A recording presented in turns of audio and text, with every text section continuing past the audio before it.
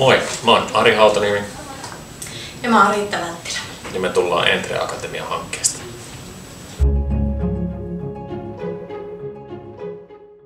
Entre Akatemia hankkeessa kootaan monialaisia tiimejä, joissa mietitään yrittäjyyttä avoimesti ja realistisesti ja rehellisesti. Meidän mielestä yrittäjyys ei saa olla liian vakavaa eikä se saa olla todellakaan yksinäistä puuhaa.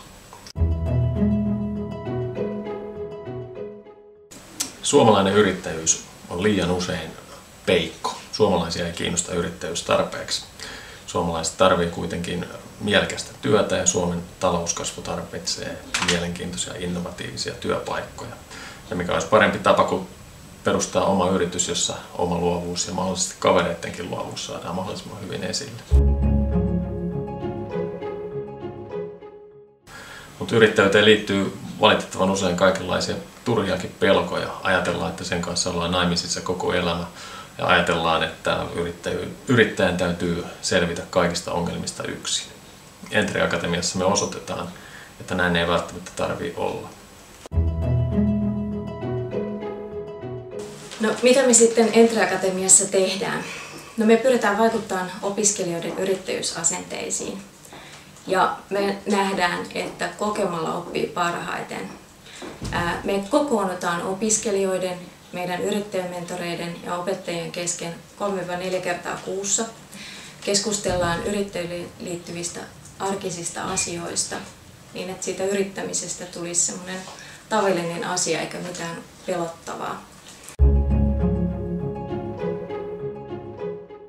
Sen lisäksi me annetaan opiskelijoille tehtäviä Facebookissa. Siellä käydään keskusteluja ja siellä pyritään tekemään näkyväksi tätä projektia.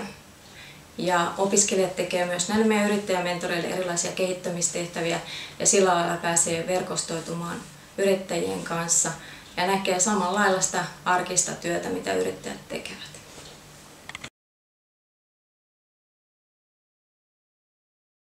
Tärkeintä on ihmiset. Entre Akatemia ei toimisi, jos meillä ei olisi hyvää porukkaa, joka tekisi tätä. Me kootaan maksimissaan 20 hengen porukoita, jotka koostuu 3-4 yrittäjästä, 3-4 opettajasta ja monialaisesti eri alojen opiskelijoista. Erittäin tärkeässä roolissa on nuo yrittäjät. Yrittäjät toimii mentoreina, jotka omalla esimerkillään osoittaa opiskelijoille sen, että yrittäjyyden voi hyvin yhdistää muun muassa perhe-elämään, harrastuksiin. Se voi tehdä hyvin monella tavalla sen yrittämisen. Eli tuollainen oppi, mitä me oikeilta yrittäjiltä saadaan, niin se on paljon arvokkaampaa kuin se, mitä me mistään oppikirjasta voidaan saada.